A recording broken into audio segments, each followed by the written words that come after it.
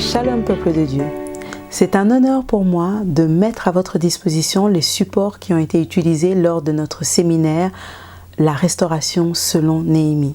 Nous remercions la Fondation El Shaddai ainsi que le pasteur Colin Zolantima qui nous ont gracieusement fourni ce matériel d'enseignement. Bonne écoute et vivons la transformation de Dieu. Salutations à vous, chers téléspectateurs. Nous continuons notre émission sur le chrétien et les affaires. Aujourd'hui, nous allons parler de la compassion. Vous vous souvenez que nous avions parlé de la structure de la maison, que nous vous avions parlé qu'il faut creuser, il faut rebâtir la maison, et puis il y avait les deux pans de la maison. Et la première partie du pan, c'était la prière, et la deuxième partie, c'est la compassion. Quelle est la place de la compassion dans les affaires? Alors, nous allons voir quelques critères que Dieu a donnés concernant la compassion.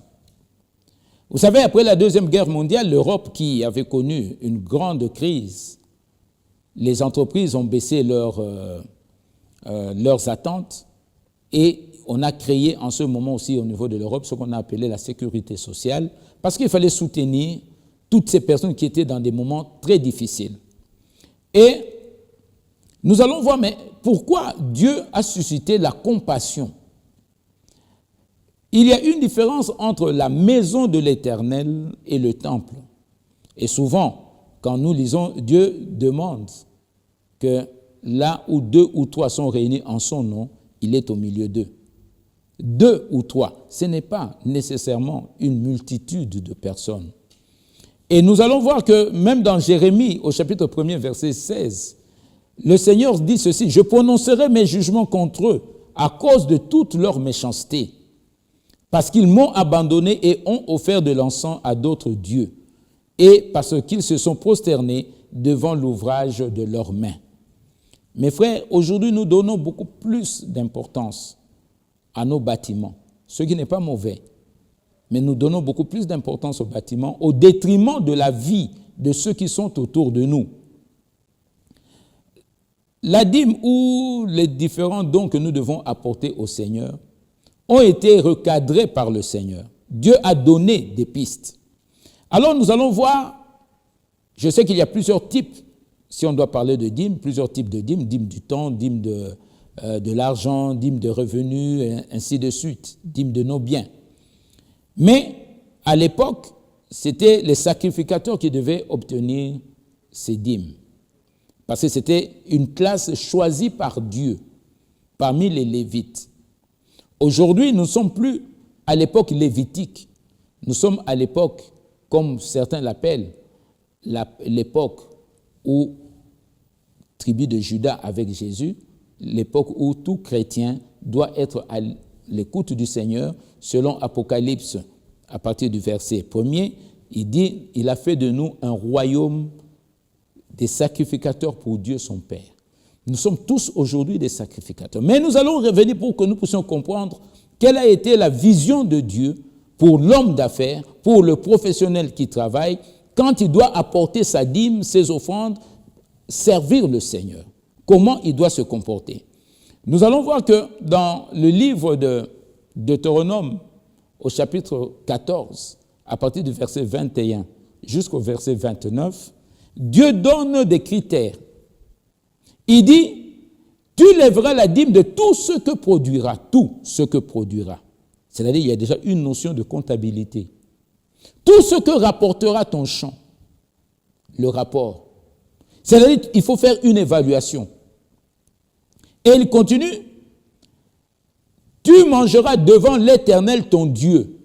Devant l'Éternel, tu mangeras. Et il dit, afin que tu apprennes à craindre toujours l'Éternel ton Dieu. Si l'endroit où tu dois aller est éloigné, alors tu échangeras ta dîme contre de l'argent et tu iras à cet endroit. Tu achèteras tout ce que ton cœur désire, tout ce que ton cœur désire. Et tu mangeras, toi et ta famille. Toi et ta famille. Ne néglige pas les Lévites qui sera dans tes portes.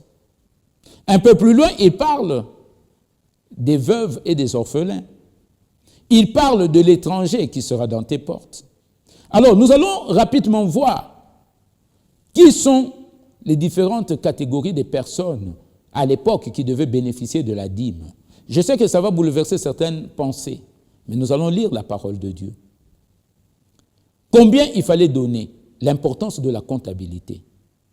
Nous devons avoir la comptabilité. On ne prélève pas seulement 10% sur les revenus qu'on a. Les 10%, c'est sur le bénéfice qu'on dégage.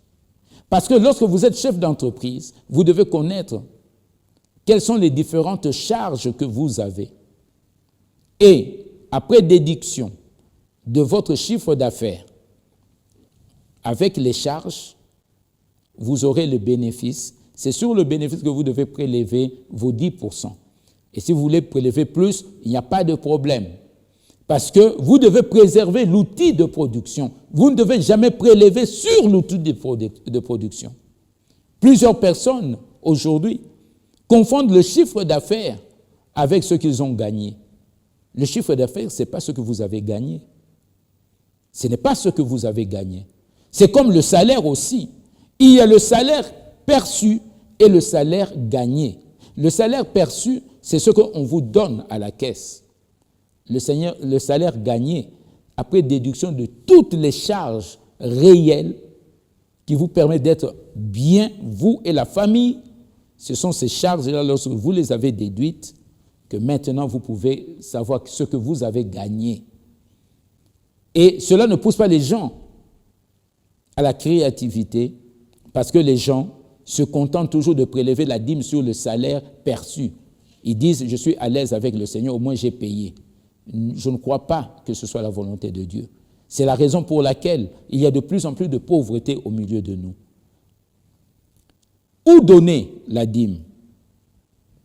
La Bible nous dit, vous irez dans le lieu que l'Éternel, votre Dieu, choisira. C'est Dieu qui choisit. C'est pour ça l'importance de la prière. Lorsque vous priez, c'est Dieu qui va vous parler, va vous indiquer là où se trouvent réellement ses besoins. En tant qu'homme d'affaires, ça peut être dans des contrées lointaines. Je me souviens, une fois Dieu m'a dit, tu prends ta dîme, va au Sri Lanka. Il y avait conférence de la Chambre de commerce chrétienne. Je suis allé au Sri Lanka. Et c'est là où on a pu convertir plusieurs personnes qu'on a acheminées dans les églises. Alors que quand on est arrivé, les églises nous ont dit, il ne faut pas parler avec ces gens-là, ce sont des voyous, des bandits. Mais nous avions la conviction qu'il fallait apporter la parole à ces gens. Et ces gens ont servi le Seigneur, aujourd'hui sont dans ces églises-là. On a vu des guérisons. Il fallait qu'on quitte, et comme dit le Seigneur, j'ai d'autres brebis qui ne sont pas de cette bergerie. Celles-là aussi doivent écouter la parole. Donc, vous irez là où le Seigneur vous a demandé d'aller. Partout. C'est vous qui devez partir. Parce qu'il y a d'autres brebis qui attendent. Alors, pourquoi? Parce que ces gens aussi doivent apprendre à craindre Dieu. Je me souviens de cet homme au Sri Lanka qui m'a reçu chez lui à la maison et qui m'a raconté que pendant 2 semaines, il a perdu son travail et que ça faisait 3 jours qu'il n'avait rien à manger. Je lui ai simplement dit, nous allons prier le Dieu Tout-Puissant. Je n'ai pas voulu entrer dans les aspects religieux. Et nous avons prié. En 4 minutes, lui, on priait en anglais et lui traduisait à sa femme. Donc, en réalité, on a prié 2 minutes. Quand on a terminé, il a pris un appareil. Il dit, je vais aller donner dans la société de gage pour qu'on m'avance de l'argent. En sortant juste de la maison, le facteur est arrivé avec une grosse enveloppe. Dans cette enveloppe, il y avait un album qu'un touriste allemand lui avait envoyé parce qu'il était guide touristique. Il lui dit, j'ai appris qu'il y a beaucoup de problèmes dans votre pays. Je vous envoie 100 Deutsche Mark. Donc, c'était l'équivalent de $80 à l'époque. Waouh! Il remet l'appareil à la maison. L'après-midi, il vient me voir à l'hôtel. Pendant qu'on parlait, on voit un groupe de touristes. Il va leur montrer l'album. Il revient et me dit, je crois en ton Dieu. Tu es entré dans ma maison aujourd'hui. J'ai eu les $80. Et voilà que maintenant, je viens de recevoir une commission pour faire visiter la ville. Non, c'était 2 commissions. Pour faire visiter la ville, une commission, c'était l'équivalent de $250. Mes frères, il a dit, je crois en Dieu. Il est allé témoigner auprès de ses amis. Mes frères, apprenons à aller là où Dieu nous demande d'aller. Il y a des églises que nous devons soutenir. Combien de pasteurs font des kilomètres à pied pour aller apporter la parole? J'ai appris un pasteur qui était du côté de l'Est. Chaque année, il faisait au moins 100 kilomètres à pied, à tel point que ses pieds, ses jambes se sont raccourcies. Mais est-ce que nous ne pouvons pas apporter même une moto à ce pasteur, même un vélo, alors que nous nous contentons d'être dans une certaine luxure? Mes frères, il faut savoir où donner. Et à qui donner? Premièrement, on a lu toi et ta famille. Beaucoup de personnes, ils gagnent de l'argent, ils négligent leurs parents. Quand on parle de famille, on parle de famille. Il y a la famille biologique et autres. N'allons pas toujours dans les extensions famille chrétienne et autres. Non, il y a d'abord la famille biologique.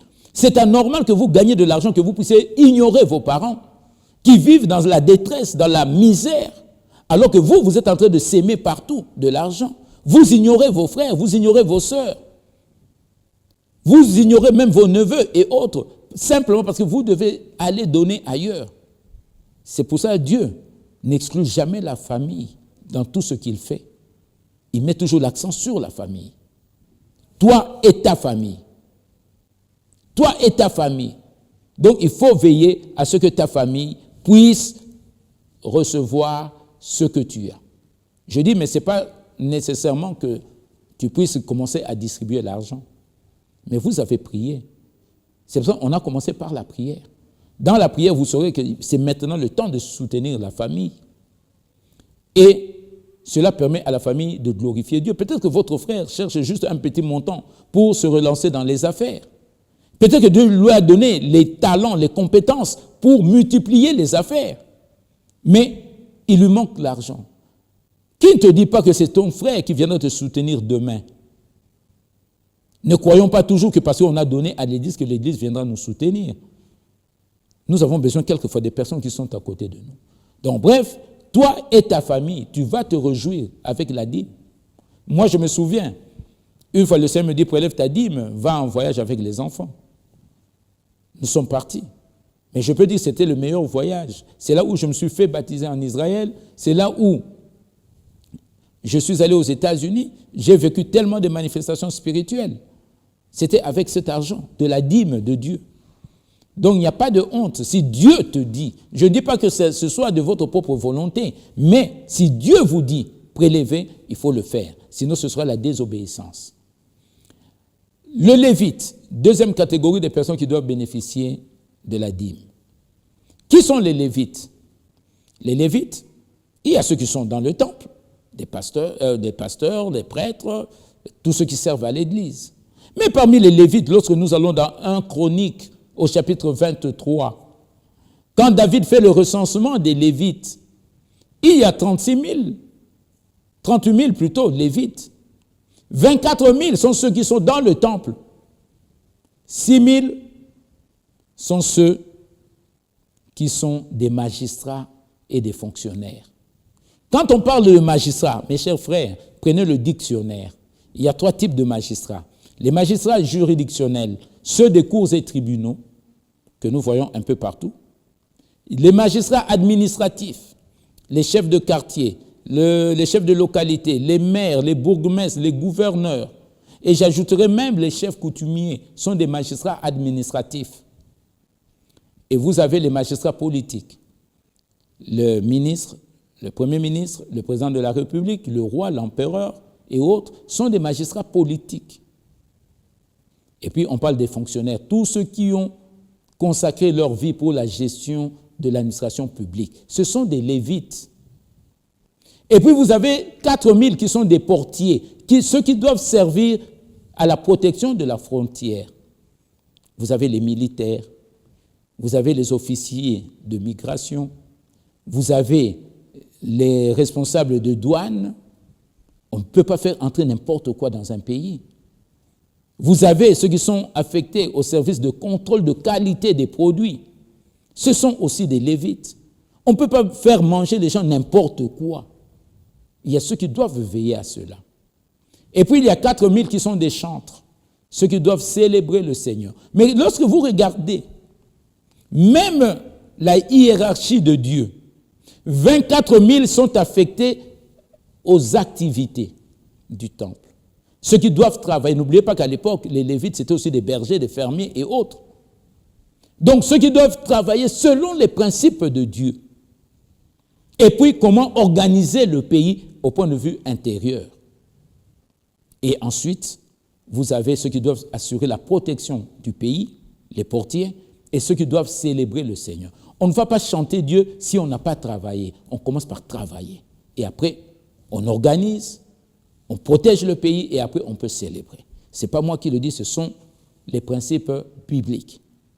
Et après, c'est ainsi que quand vous êtes en rue, vous rencontrez un policier, un militaire, que vous voulez rendre service, vous voulez lui donner un peu de votre argent. Ce n'est pas un péché. Ce n'est pas un péché. C'est un lévite. Il faut l'honorer. Vous rencontrez un homme politique et vous estimez que vous pouvez le bénir avec ce que vous avez. Ce n'est pas un péché. C'est Dieu qui vous permettra de le faire. Alors, à côté des Lévites, nous avons maintenant l'étranger. L'étranger qui sera dans tes portes. Quelqu'un que vous ne connaissez pas. Vous pouvez l'aider. Quelqu'un que vous ne connaissez pas. Chacun de nous peut être étranger quelque part. Je me souviens, j'atterris en Allemagne, à Stuttgart, et je devais me rendre à Altensteig. Il y avait conférence. Mais voilà que je n'ai pas pu y aller parce que j'étais en train de me renseigner. Alors, on était en train de m'expliquer qu'il fallait prendre des bus, il fallait changer le bus par-ci, par-là. Et j'ai posé la question à une dame qui était là. J'ai dit, mais est-ce qu'il n'y a pas moyen de prendre un taxi? Comme toujours, on profite quelquefois les solutions de facilité. J'ai vu la femme me regarder avec un air bien ahuri. Et puis, elle commence à parler à son fils qui était là, qui avait environ 10 ans. En demandant à son fils en allemand, mais le Seigneur me donnait l'interprétation. Est-ce qu'on peut accompagner ce monsieur? Le fils dit oui. Ils m'ont raccompagné. J'aimerais vous dire qu'on a fait près de 60 kilomètres. Ils m'ont déposé là où il y avait la conférence. Étranger, quelque part. Mais là où ils m'ont déposé pour me rendre à la salle de conférence, moins de 1 kilomètre, j'ai dû payer 5 Deutschmark. Alors vous imaginez maintenant 60 kilomètres, combien j'allais payer avec les compteurs automatiques et autres. Donc pour vous dire que chacun de nous peut être étranger quelque part. Et il y aura toujours des gens qui viendront vous secourir. Les veuves et les orphelins. On ne doit jamais négliger les veuves et les orphelins. Lorsque Dieu vous bénit, ne négligez jamais les veuves. Les orphelins, soutenez-les. Vous ne savez jamais ce qui adviendra de ces enfants. Mon père était orphelin à 9 ans. Pauvre, en haillons. Mais il y a eu le frère des écoles chrétiennes, le papa Colin Michel, pour ceux qui l'ont connu, il fut ministre de l'Éducation plus tard, qui l'a pris en charge. Il a dû couper sa soutane, puisqu'il était frère des écoles chrétiennes, pour habiller mon père. Il a fait sa dîme. Et voilà que, grâce à son encadrement, aujourd'hui, nous pouvons dire que nous sommes vivants. Donc, attention, ne négligez jamais les veuves et les orphelins lorsque Dieu vous a bénis. Donc, vous comprenez que Dieu a besoin que nous puissions le servir. Alors, qui est ton prochain? Parce que vous me parlez de la nouvelle alliance. Oui, dans la nouvelle alliance, tout ce que nous avons appartient au Seigneur. Mais ce n'est pas pour dilapider. Ce n'est pas pour commencer à jeter dans la rue. Nous sommes des gestionnaires des biens de Dieu. Nous ne sommes pas propriétaires.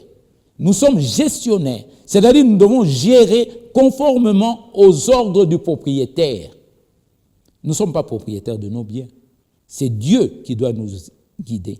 Et c'est ainsi que les fidèles, les disciples vont poser la question à Jésus. Qui est mon prochain? Et Jésus va donner cette parabole connue de tout le monde, du bon samaritain, qu'il y a eu D'abord, un sacrificateur qui sortait de Jérusalem. Et voilà que, en cours de route, il trouve cet homme blessé, agressé par les bandits. L'homme sortait du temple, mais il est passé à côté, il n'a pas secouru cette personne. Et puis vint un lévite, quelqu'un qui connaissait les lois de Dieu, qui arrive et qui passe aussi à côté. Il ne se préoccupe pas de cet homme blessé. Voilà un Samaritain, une personne rejetée par les Juifs, un homme impur, entre guillemets, qui voit cet homme blessé, qui va le secourir, il met tout son argent pour aider cette personne. Le Seigneur pose la question, qui est ton prochain? Ou qui a été le prochain de l'autre? C'était le Samaritain, évidemment. Vous qui me suivez, êtes-vous prêt à secourir votre frère? Quand vous passez dans votre rue, quand vous êtes dans certains milieux, vous voyez la détresse qu'il y a là. Vous gardez seulement votre argent pour amener dans votre église? Et même nous, dans l'église, que faisons-nous de tous ces enfants de la rue qui pullulent tout autour de nos églises? Que faisons-nous de tous ces cas de maladie qu'il y a autour de nous? Que faisons-nous de tous ces enfants non scolarisés? Ne pouvons-nous pas mettre de l'argent ensemble pour créer des écoles? Parce que c'était la mission de l'Église. L'Église avait 3 missions. Enseigner, donner l'information aux gens. Former, rendre les gens capables. 3, créer des activités, les œuvres sociales, l'agriculture, les écoles, les universités, les hôpitaux. Aujourd'hui, il y a un tel déficit dans tout ce domaine parce que nous n'apportons plus nos dîmes là où Dieu voudrait faire la multiplication de pain. Qu'est-ce que nous attendons? Il est vrai qu'il faut toujours rester à l'écoute. Il peut arriver que vous puissiez toucher votre salaire, que Dieu, du fait qu'il y a un problème sérieux à côté, que Dieu puisse vous demander d'investir dans ce problème. Ce n'est pas impossible, mais il faut rester à l'écoute du Seigneur. Et lorsque nous parlons de tout ceci, la dîme, les offrandes, la compassion, beaucoup de personnes le savent. Ils ont été secourus, mais par des gens qu'ils ne connaissaient pas. Ne soyons pas trop bornés à dire que nous ne pouvons investir que dans notre église bâtiment. Oui, vous allez me dire, apportez à la maison de l'Éternel vos dîmes et vos offrandes.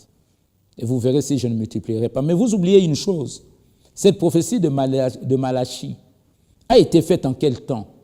À l'époque de Néhémie. Prenez Néhémie chapitre 13.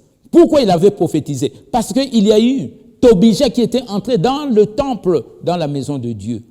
Et les gens, voyant que l'argent n'était plus apporté aux Lévites, parce que l'argent était détourné, chacun est rentré chez lui. Les Lévites sont rentrés. Et c'est ce qui a fait que Malachie a prophétisé, rapporté à la maison de l'Éternel. Et vous verrez si Dieu ne va pas multiplier. Ramener de l'ordre dans la maison de l'Éternel. Si aujourd'hui dans toutes nos communautés, l'argent que nous apportons dans nos églises, nous les professionnels, si cet argent est bien géré pour l'intérêt de la communauté, qu'on puisse payer les lévites, les magistrats, les policiers et autres, que nous puissions secourir toutes ces personnes, nous allons voir que Dieu va continuer à multiplier. Mais puisque nous nous sommes renfermés, Dieu a freiné les bénédictions. Il y a de plus en plus de pauvreté au milieu de nous. Nous ne faisons plus de l'agriculture. Quel type de produits nous mangeons? Simplement parce que nous croyons que la manne doit continuer à tomber. Non, l'époque de la manne est terminée. Nous devons assujettir la terre. Nous devons travailler. Il y a ceux à qui Dieu a donné les potentialités. Il y a ceux à qui Dieu a donné la force, l'intelligence, les moyens financiers. Nous tous, nous devons nous mettre ensemble pour fructifier ce que Dieu nous donne. Donc, il n'y a pas qu'une catégorie des gens qui doivent jouir. Même les pauvres qui viennent doivent profiter de tout ce bien que Dieu nous donne. Donc, vous comprenez, mes frères, que la notion de la charité, c'est pour ça que dans le Nouveau Testament, on parle toujours de la compassion. Jésus était ému de compassion. Chaque fois qu'il y a eu des miracles, il y a eu toujours cette compassion. Il n'y a plus, on a rarement parlé des dîmes et offrandes dans le Nouveau Testament. On a plus parlé de la charité. Lorsque vous avez de la compassion en vous, vous ne faites plus de calcul. Tout être humain est important pour vous, quelle que soit sa dénomination. quelle que soit sa religion, quelle que soit sa tribu, sa race, son ethnie. Mais nous, chrétiens, aujourd'hui, nous commençons à faire le choix. Nous devenons nous-mêmes des juges de ce qui doit se passer autour de nous. Et la pauvreté ne fait que sévir parce que nous ne respectons plus les principes de Dieu. Gardons toujours ces principes au milieu de nous. La compassion. Vous ne pouvez pas faire des affaires si vous n'avez pas la compassion. On multiplie les affaires par compassion. On va développer des activités par compassion parce qu'on a trouvé qu'il y a un problème qui se pose dans cette communauté, que vous venez pour résoudre ce problème. C'est ça le but des affaires. C'est pour ça que nous vous parlons de bâtir sur le roc. Il faut bâtir sur les principes de Dieu. Quand vous allez quelque part, vous voulez développer des activités, c'est en fonction d'un besoin, pas les désirs. Toutes les sociétés, les entreprises, les pays sont en faillite parce que les règles, les textes qui sont donnés sont basés sur les désirs, pas sur les besoins. Les besoins, il n'y en a que 3. Se loger, se vêtir et se nourrir. C'est ce que Dieu a donné comme besoin. Nous devons travailler dans ce sens-là. Mes chers frères, si nous qui faisons des affaires, nous sommes indifférents à la détresse de nos frères qui sont malades, nous ne voulons pas créer des hôpitaux parce qu'on estime que nous ne gagnerons pas beaucoup. Nous ne voulons pas faire l'agriculture parce qu'on trouve que ça prend du temps. Nous ne voulons pas créer des écoles, ni les universités, ni financer ces écoles, ces institutions, en estimant que construire les bâtiments, c'est beaucoup plus important que investir dans le long terme. La dîme ou les offrandes ou la compassion nous permet de voir les choses à long terme, pas à court terme. On sème aujourd'hui pour récolter plus tard. C'est ça la mission que Dieu nous donne quand il nous parle de la compassion. Ayons toujours la compassion. Le développement en Europe s'est fait à partir de la compassion. En Grande-Bretagne, lorsque les Charles Finney, les John Wesley ont apporté la parole, il y a eu la compassion. Cette compassion de s'intéresser aux classes ouvrières, s'intéresser aux pauvres. Cette compassion qui voulait que les hommes d'affaires puissent aller très loin pour aller secourir les autres nations où il y avait des malades et ainsi de suite. C'est ainsi que vous avez des hommes comme Hudson Taylor est allé en Chine. Il venait de la Grande-Bretagne. Vous avez William Carey, il venait de la Grande-Bretagne. Il fallait sortir, apporter la compassion aux Indiens, aux Chinois. La compassion. Vous savez, en Afrique du Sud, pour ceux qui connaissent Erlo Stigen, c'est le fondateur de la mission de Kwazisa-Bantu au KwaZulu-Natal. Lorsqu'il a commencé son ministère, il n'a jamais construit un bâtiment. Il a construit son église-bâtiment 25 ans après le début du ministère. Mais qu'est-ce qu'il a fait? C'est très éloquent. Ils ont planté près de 16 000 avocatiers. Aujourd'hui, ils sont autour de 25 000. Ils ont créé plusieurs activités agricoles, à tel point que les Zoulous, on ne les a pas obligés d'abandonner leurs fétiches, mais eux-mêmes, ils ont commencé à abandonner les fétiches parce qu'ils ont vu l'abondance qu'il y avait autour d'eux. On a commencé à exporter les avocats. Il y a eu des millions qui sont entrés et ils ont amélioré toutes les communautés. Il y a eu la compassion. Allez lire l'histoire d'Erlo Stigen, la mission de Kwazisa-Bantu. Aujourd'hui, nous estimons que nous devons d'abord construire des grands bâtiments au détriment de la santé, au détriment de la vie de nos frères et sœurs. La compassion. Avons-nous la compassion de nos frères? Avons-nous la compassion de ceux qui sont autour de nous? Quand nous nous promenons, quelle est notre attitude? Quelle est notre pensée? Qu'est-ce que Dieu ressent au fond de son cœur? Au milieu des drames qu'il y a autour de nous, au milieu de la pauvreté qu'il y a autour de nous. C'est à l'Église que Dieu a donné l'onction par la compassion pour résoudre les problèmes. C'est l'Église qui doit pouvoir ressusciter cette compassion, cet esprit de partage. Et nous verrons, quand nous parlerons du partenariat, comment, à partir de la Pentecôte, dans Actes chapitre 2, ils ont appliqué les principes de Dieu, comment il y a eu l'abondance. C'est à ça que le Seigneur nous attend. C'est à ça que le Seigneur vous attend, vous. Vous qui venez de suivre, peut-être que vous devez aider un homme politique, peut-être que vous devez aider un policier, peut-être que vous devez aider un professeur d'université, un magistrat, je ne sais pas qui. Mais ne vous enfermez plus dans des règles strictes qu'il ne faut pas bénir qui que ce soit à côté. Peut-être c'est un esprit de malédiction ou de servitude. Vous savez que vous devez bénir votre famille si Dieu vous envoie. Soutenez votre famille, soutenez les Lévites, les différentes catégories de Lévites que nous vous avions données. Soutenez les veuves et les orphelins, l'étranger, quelqu'un que vous ne connaissez pas. Mais si vous devez le soutenir, sachez que vous êtes dans la volonté de Dieu. Voilà ce que nous pouvons vous dire aujourd'hui concernant la dîme, les offrandes ou disons la compassion. La compassion n'a pas de limite. La compassion s'étend à tout moment, n'importe où. Donc, développez plus la compassion et vous allez voir comment Dieu va vous ouvrir beaucoup de portes dans vos affaires parce que simplement vous êtes fidèle à tout ce qu'il vous a dit. Que la paix de Dieu soit avec vous. Et je sais que ça suscitera beaucoup de réflexions, mais vous pouvez nous envoyer vos réflexions, car nous aimerions que réellement que nous tous, nous puissions développer cet esprit de compassion. Et si la compassion existe au milieu de nous, il y aura très peu de pauvres au milieu de nous. Nous allons résoudre beaucoup de problèmes. Que Dieu vous bénisse et que la paix soit dans vos cœurs. Si vous êtes troublés, pardonnez sur ce que vous n'avez pas compris, mais demandez au Seigneur de vous éclairer. Mais surtout, ayez toujours une comptabilité dans ce que vous allez faire. Que la grâce soit avec vous. Amen.